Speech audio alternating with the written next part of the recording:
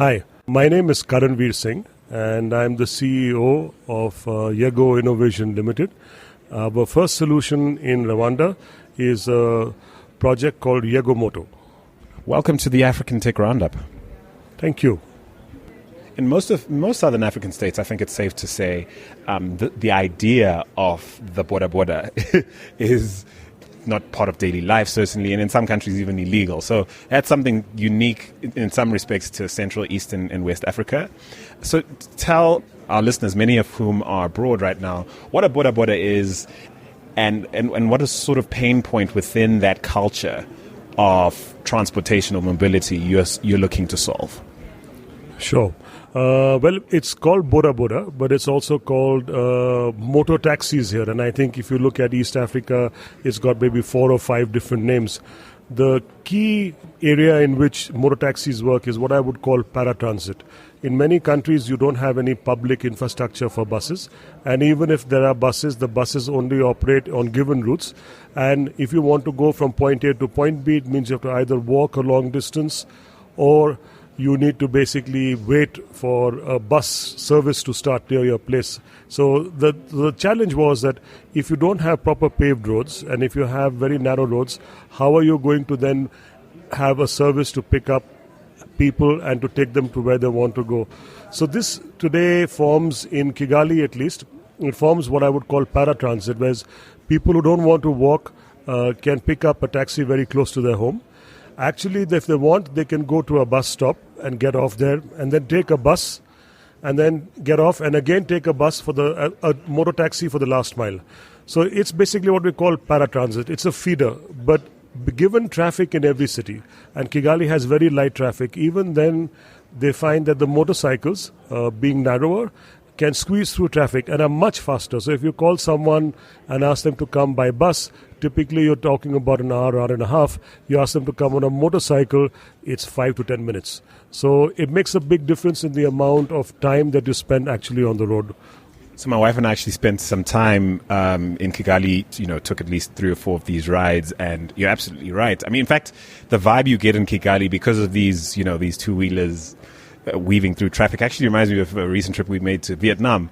And so it occurs to me, that this might be a problem you might invariably end up solving elsewhere as well. But let's talk about why this particular use case in the sort of Rwanda's context is important and landmark in some respect. Okay, we need to basically go back a little bit to try and understand. What you very rightly said is that, maybe other parts of Africa, it's even considered illegal. You'd be surprised to know that in Rwanda, they actually did declare it illegal. And no way. Yes, they did. And they tried to take them off the road, but it lasted only a few weeks. Because imagine there are 20,000 motor drivers in Kigali today. An average number of rides taken are 30. So that's 600,000 rides. That's over 500,000 rides a day in Kigali. So you can imagine Kigali moves on motors. If you remove the motors, Kigali would come to a standstill. But having said that, there was a huge challenge as well. Because imagine when you have so many number of motor drivers, and if they are not authenticated and verified, you're going to have crime, you're going to have accidents, and you're going to have rash and negligent driving because they're all vying for the same customer. So there was a huge problem, and the police actually wanted to take them off the road because they considered them to be a nuisance. They had a very bad reputation. But the President, Paul Kagame, said no.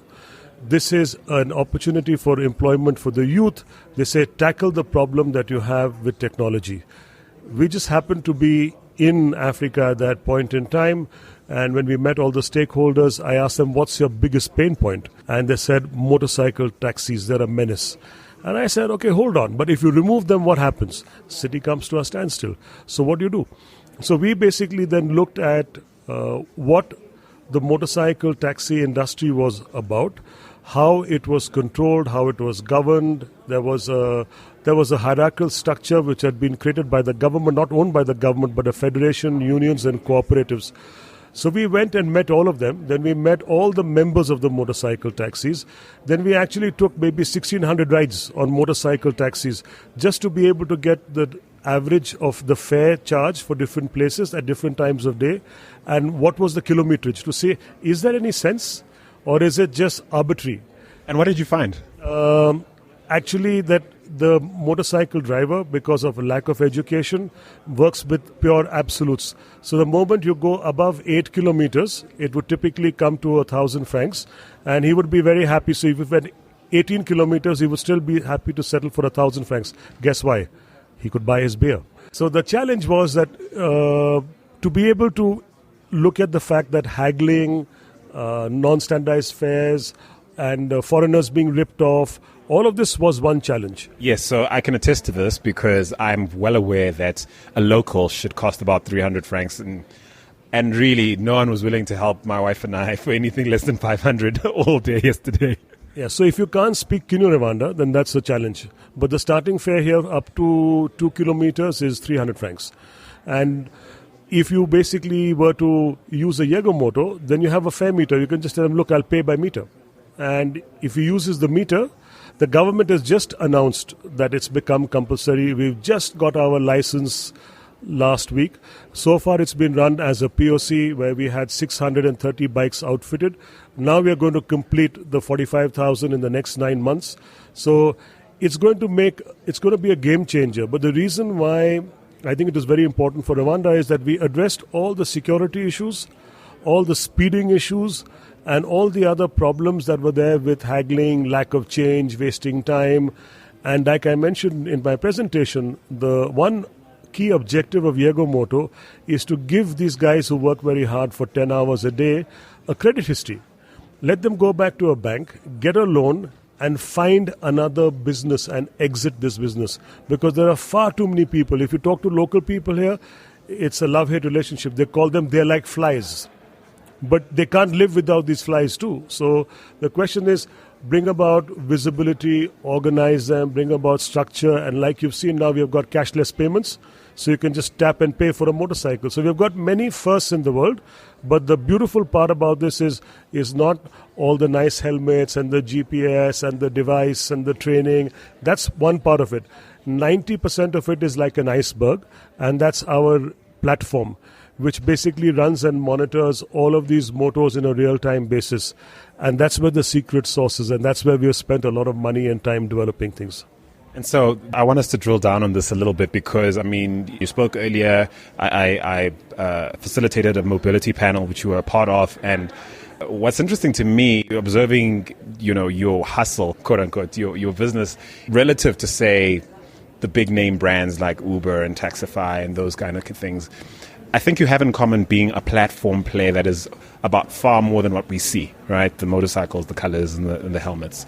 But it occurs to me that the likes of Taxify and Uber are essentially just getting money up to wait it out and hopefully be one of the sort of 3 or 4 major platform plays globally. And that's the play.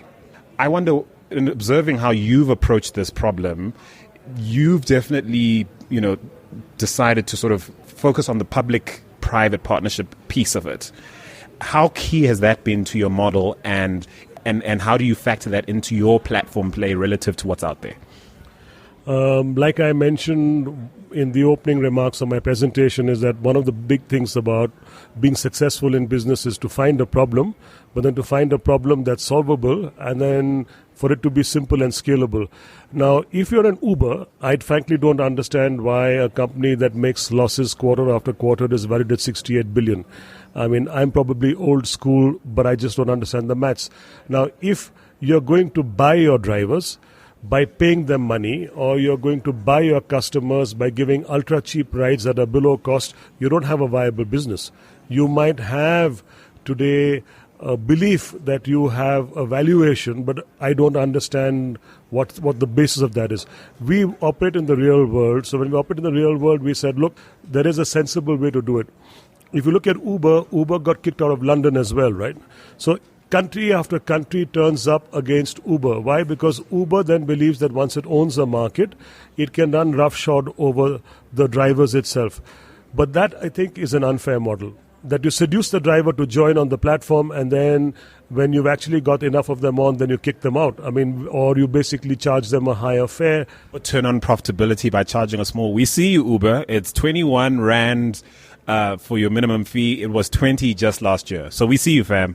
Yeah. So the challenge here is that if you look at it from a government perspective, what does a government want? A government wants fair play. It wants transparency. It wants to be able to also, like, imagine you're a telecom service provider. It says, sure, come and get a license and operate, but operate in a transparent and fair manner. And if you step out of line and if you charge very high rates, we will force you down. So it should be the same for the transportation sector as well. It should be a fair price for the passenger and as well as for the driver. We are just an enabler of the technology which enables this fairness to come into play, but gives the government a huge amount of visibility. Now, what the government can do is to take this knowledge and to be able to create a lot of value out of it. For example, imagine like in a city like Kigali today, we would be able to provide average speed of traffic, origin and destination points, density of traffic. So imagine tomorrow if there was citizen surveillance. Well, citizen surveillance in the sense. I'm being cheeky here, of course. Sure. I mean, we should, I think, address and answer that too as well. What's very important for citizens to understand is that when you have a problem and you go crying to the police, or there's a crime that's committed against you or your family, at that time, then you will whinge out and said, government doesn't help, there's no law and order. But if the government puts into place a system that actually has the ability to go back and to be able to track things, and like our platform, even with a small sampling of 600, has helped recover motorcycles, phones, forgotten objects, stolen objects, has sorted out because we can identify each and every trip. No one, I think it's stupid for anyone to believe that the government in any country has the time to sit and look at each and every ride and to say, hey, wow, you went there at this time. No one has the time and no one cares. But yes, if an incident occurs, if there's a terrorist incident or there's a serious robbery or there's a catastrophic, definitely a government should have the ability to be able to go back and look at the big data. So big data normally provided by us to the government is anonymized, but should they want to go back and look at a specific incident, I think it's well within the right. Now, in the private-public partnership, the difference between an Uber or Grab or whatever is that we work with the government. So we tell the government exactly what all we can do from a technical standpoint. The government tells us what are their pain points, and then we bring all of that into the platform. The government benefits. So that iceberg that you see, 90% of it is a huge amount of big data and value back to the government. So the government says that, look, hey, we want this. So we are willing to legislate it and make it mandatory. So this is the first country in the world that has mandated it and made it compulsory for every motorcycle to have a meter. And look at it, where is Rwanda going with it? Rwanda has got foresight. Rwanda wants to go cashless. Imagine if the market here is 4.5 billion francs a month, right? In just Kigali alone. How are you going to go cashless if one of your main reasons for spending cash requires currency notes? But we have gone cashless. So the moment we have outfitted in the next 3-4 months all the bikes, it can be 100% cashless, just like Kigali has done for their buses. And so it occurs to me that your business model is fascinating, and the likes of SAP, Cisco, and IBM listening to you going, hey, that used to be our job, everything he described. And so when you and your team sit in your boardroom and sort of cast your vision, what sort of parameters do you put in terms of what's possible? And I mean, with Amazon being setting this huge precedent for like what a monster platform can be across tons of different verticals, what are your aspirations as a business? We are building a platform, and we're very clear about that. For us, YegoMoto is going to be a very small part. We want to be the enabler for m-commerce. We want to be able to help a small enterprise, but also individuals, professionals. I mean, whether it's a mechanic, electrician, plumber. I've suffered here because I didn't have the number of a plumber, and for whatever reason, most houses in Kigali have a pressure pump. So if a pressure pump knocks off for any reason, you can't even take a shower in the morning. So now there's no system here where you can call anybody and get someone. So we said, look, we're not going to start off to be the Amazon, but what stops us from listing all of these handymen and having a 24/7 call center where we can connect them to the customer. So someone calls us up and says, listen, I need a plumber. And we said, what do you need him for? He said, I want to fix a wash basin. So we say, okay, there are 6 guys who can fix the wash basin. 3 of them are free. These are their star ratings. This is how much they charge. They says, okay, I need one. What time do you need it? We call up and ask the plumber if he's free. The plumber says, yes, I can be there at 11. We send a moto to pick him up, drop him there, and get him back. But we guarantee the payment and we guarantee quality of service. So now, suddenly what you've done is you've created 2 moto rides for the motor industry. You've created a job for the plumber. You've eased the pain point of someone wanting to get service in their house from a plumbing need. And you basically started to build now an ecosystem which is even beyond Amazon, because now you're focusing on services.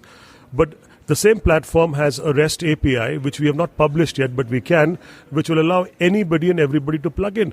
You have Jumia. Jumia has 40 motorcycles. We're going to have 20,000. Do you need to have 40 motorcycles of your own? Maybe not. You want to start a courier service tomorrow. Why not plug into our system? We don't want to do every business.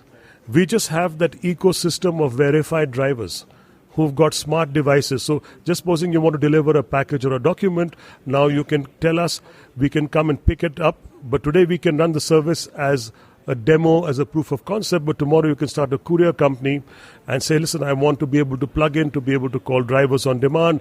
Can you have a system for them to then get a sign off and send it back to me? Of course, we can do all of that. It's only technology, right?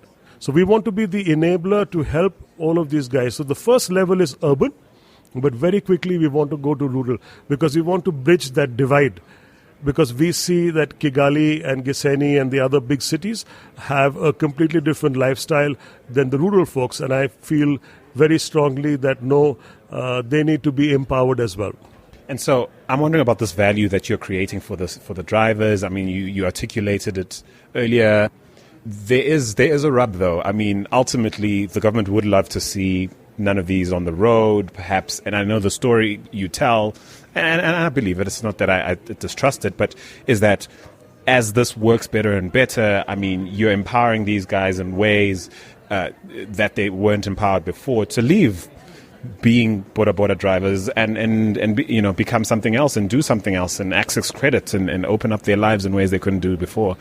However, they are surrendering quite a bit of their, personal information. There's a sense that, this industry really is being nationalized in a sense.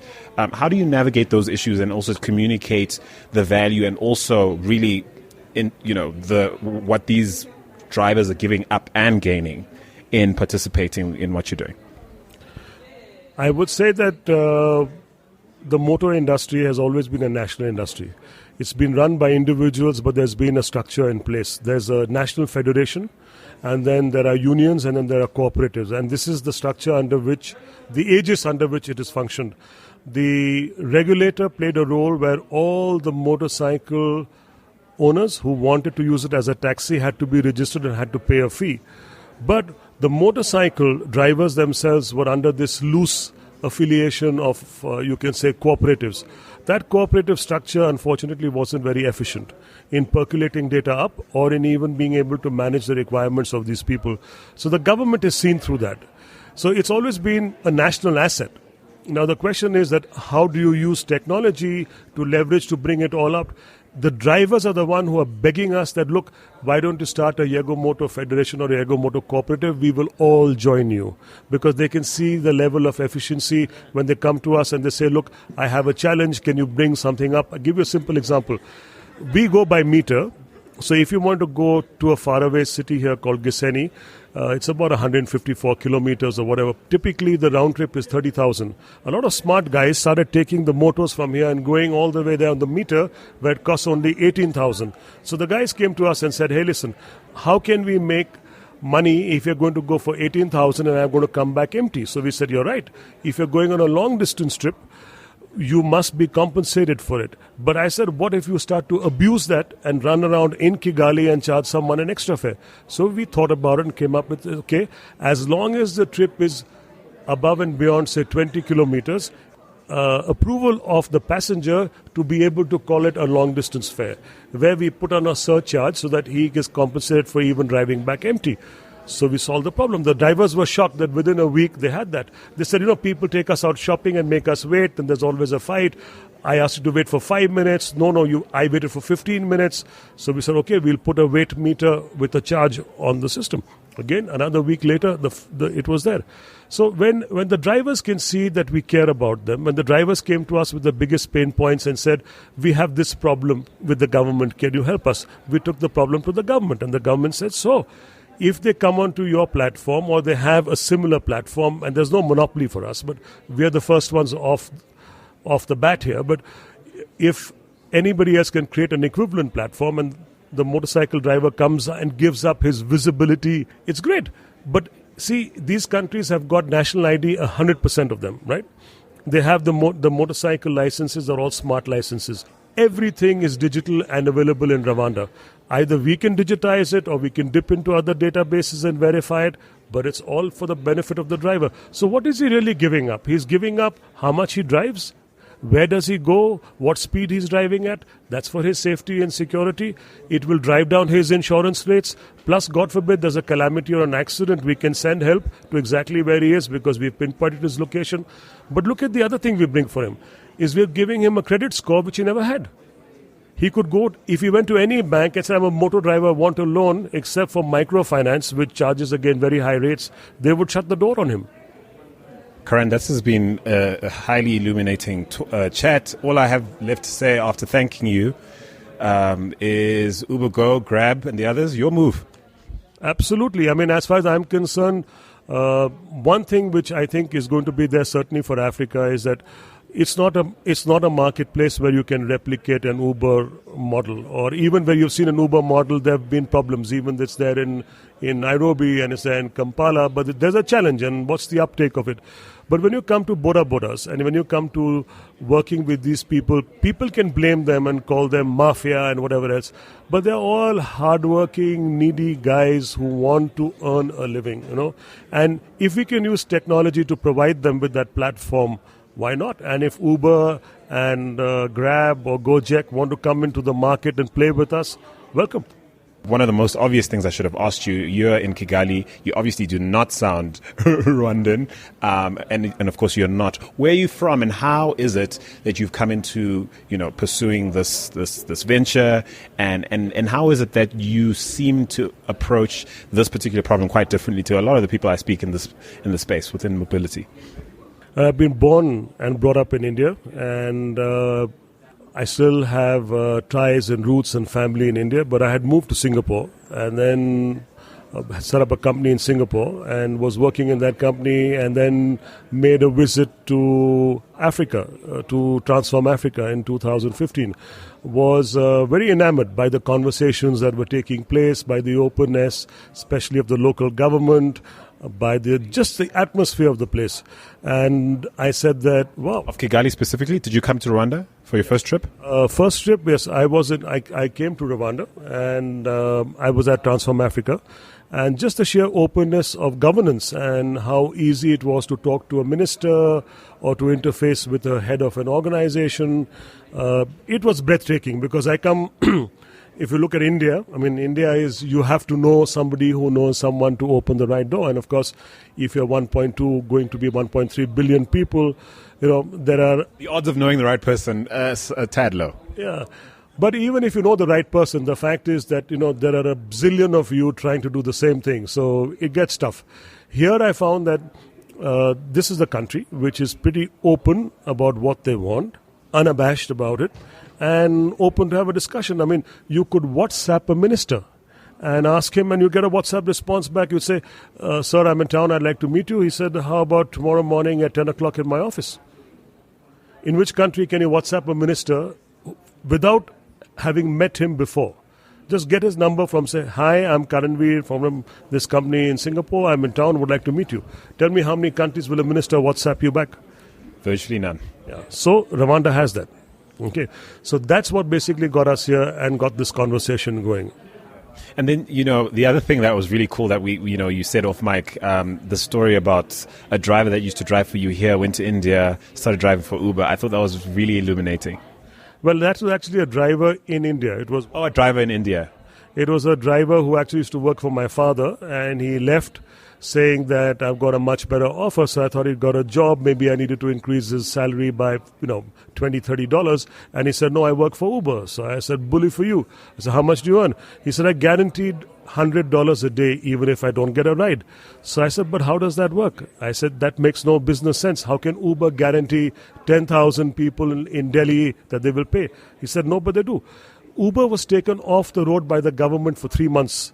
They paid these guys while they were sitting at home, $100 a day, effectively. So this guy went and thought that he did a gold mine. He bought 3 vehicles. He hired drivers, so he became a businessman. And he'd made this huge investment. He was paying the bank back. But guess what? A couple of months later, Uber turns the tap off. Now, Uber doesn't pay you unless you actually have a ride. So, in other words, like, they actually have to be a business now. Yeah. So I guess someone realized that, burning $500 million a quarter is not good business sense, even if you're valued at $68 billion. So Uber turned the taps off. Now, this driver's got bankrupt. He's sold his 3 cars. He doesn't have a job. He's, in fact, looking for a job now and is thinking of selling his house to pay back the bank. So when you have a very big company with no soul, I think you have a problem. So this speaks to, again, one of the, something around like the future of mobility. Again, something we didn't touch on, even on the panel, didn't have enough time. Half an hour is not even nearly enough. Where's this whole trend going to leave people? You know what I mean? Like I don't want to say if tech has its way, because there's obviously people behind tech, but you've just demonstrated by that story that often the people behind tech don't have the heart for the people. So are we right to worry that titans of industry, who are shaping the future of mobility and frankly the gig economy are going to one day hold us for ransom? I actually fear artificial intelligence and the onset of artificial intelligence and replacement of human jobs much more. And I think that's going to be a disruptor that a lot of us haven't seen, and we can play ostrich and say, no, it's not going to come to Africa, it's not going to happen. But I think we need to be very, very careful because, I don't know, I still have my bank accounts in Singapore, but the last time I walked into a bank was probably 6 years ago when I opened the bank account. I never go there. So all the jobs of a teller and for everybody else that's in the bank, my question is, I've never seen them, why do I even need them? Right? So imagine that going across all the different verticals that we have. Africa can't afford to have that. Imagine that you have the tech to have self-driving cars. What happens to all the drivers? So what we need to do is to basically take it a little bit slowly and in terms of basically introspect and to see, do we need to just go out and embrace tech? Do we need to really go out and say that tech is the best thing in the world? It may not be. We may not be prepared for it. It may not be right for us. But yes, green tech, like solar, is an absolute. It must be brought in. One of the things which I mentioned, but I was being cut short because obviously, time over, like they were showing you also. Absolutely. Was the fact that I wanted to speak about, I said that the biggest, I think the best way to stay, I'm not from Harvard or Stanford. I've learned business the hard way by walking the streets and figuring things out, right? So one of the things was that how do you keep yourself, from being displaced by someone else? And I said, you have to keep disrupting yourself. You have to be able to pivot quickly. So we said, okay, we've got this now. But are we going to rest on our laurels and said, we've put a meter on the bike? No. We already engaged with countries which want 1.5 million meters. Can I put the same meter? No. No one is going to give me $1.5 billion to put that in, right? So how are we going to do it? We have to rethink and recreate, provide the same facility and provide it. These are petrol bikes. Am I going to want to have petrol bikes driving around for the next few years? No. You come back to Transform Africa, we will have fully electric trikes. Not tuk-tuks, trikes. Enclosed trikes. Why are we bringing trikes in here? Because it rains here all the time. When it rains, the motorcycle industry stops. So I look at it from a point of view, not that we won't make money, but the driver doesn't make any money. The passenger can't go anywhere. The city comes to a standstill. So can't there be a solution to it? Are we going to have to put buses in place? Are we going to wait 5 years for buses to come in place? And a bus doesn't solve the problem. Today you want a pod. You want a small pod that can take 1 to 2 people. You may want a bigger pod to be able to take 8 people. You want electric shuttles. You want to have point-to-point shuttles. You want to basically create a feeder system. So yes, you can have the Hyperloop happening in Dubai or in London or in Los Angeles. We're not ready for the Hyperloop. We don't need it. But what we need is safer, cleaner, greener ways of transportation where human beings are still employed and involved. And then there was something that you were about to say, and it occurred to you that you hadn't shared something that you would have liked to say. It was about this green tech and about us bringing electric vehicles in here. And the challenge again for electric vehicles is that I hear in Africa, and I consider myself to be an African, I don't know why, because if I wasn't, I would have gone back to Singapore, right? So something clicked. And it's not just Rwanda, I just fallen in love with the continent. In our history books, we used to call it the dark continent. That was the only chapter on Africa. I'm talking about early 70s. But as far as I'm concerned, the lights have been turned on and the lights are very bright, right? So that's why I'm in Africa. But if you were to look at Africa and protecting our environment, the idea is that we should learn from the mistakes made by the West and by other developed countries instead of following them on the same path of destruction and then come and say, oh, we destroyed the habitat. We don't have any animals left. We have no forests left. We poisoned our land. We poisoned our air. What can we do? No, stop it now. I think some of the more ardent proponents of, forgive me, capitalist, weirder forms of capitalism, doctrines of capitalism would accuse you of almost being a tad socialist and almost problematically implying that perhaps governments should be playing a much bigger role in ensuring the long-term sustainability and well-being of citizens at large. Is that part of your thinking, or how do you arrive at the way you think, being that you're a businessman and for all intents and purposes a capitalist? I don't consider myself to be a capitalist. Really? I consider myself to be a human being. I'm a human being who's interested in solving problems for other human beings. If I make some money doing it, great. If I don't make any money doing it, also great. I don't think that I am personally not driven by money, and if this company is ever driven by money, I will never be a part of it. I'm making that as an open statement, right? Wow. Okay. Okay. I think as human beings, I think we have forgotten the second word, which is being. And a lot of the times I see that the government thought processes of even the leaders who are supposed to lead us somewhere is caught up in aping and doing what I call a copy-paste of things and policies which will not work in the long term or the short term. We discussed it inside, that you've got this changing thing about suddenly, 5 years from now, having 600 million people qualified but no jobs. What are you going to do? More important is how are you going to feed them? Okay, but which president of which country in Africa is talking about it? You don't have water in Cape Town. It could be a weather problem, right? But the fact is, it's a planning problem. It's actually a planning problem. But imagine planning for jobs. So imagine you have people who don't have jobs, they're not earning money, and then they don't have food, and then they're hungry. What are you going to do? What's your 5-year plan? What's your 10-year plan? What's your 20-year plan? What's your 30-year plan? If you head a country, you should be thinking about this, right? So my concern is that I don't see people thinking about it. And if I don't see people thinking about it, I see people giving permission to other people in the government to find shortcut measures. Okay, we need food security. What are you going to do? Let's put in chemical fertilizer. Does anybody understand what chemical fertilizer does? No, we'll put in chemical fertilizer. Of course, for a few years, you will get a higher rate of crops. Then what will happen? Your biomes will disappear. You'll get plant disease. Then what do? You'll put pesticide. Hey, great. Guess what? Now what are you eating? You're eating pesticide. Your cancer rates will go up. Are you able? You can't cope with basic health care. Now you want to have cancer in your society, which is today not such a big problem. But you look at India. Look at where we went from 1970 with that short dwarf 2 rice or wheat. Sorry, We went to monocropping because it's so easy to grow.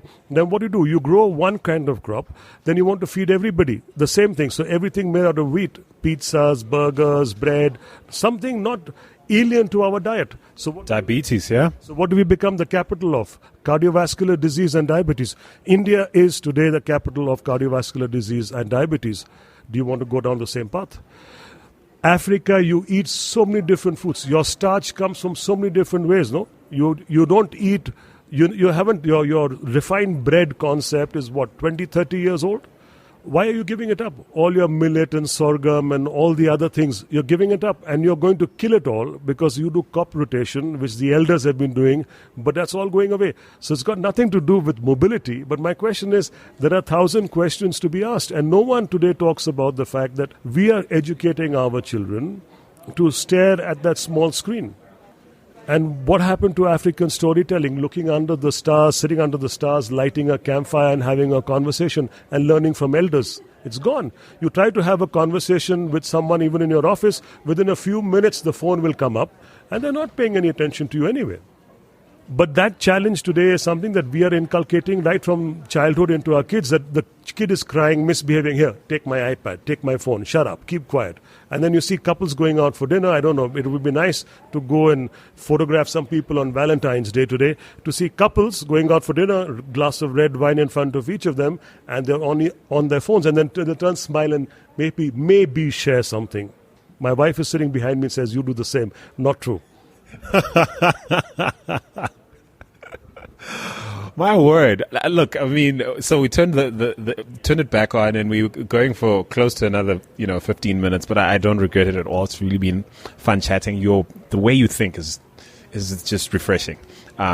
Take it from someone who does a lot of these interviews. It's really been quite a treat to speak to you, and I'm really keen to see how this platform you're building pans out, and how it takes on some of the problems, at least some of the complexities of life on the continent as we enter this digital age. So once again, thank you so much for being on the African Tech Roundup. Thank you very much. It's been a pleasure speaking with you.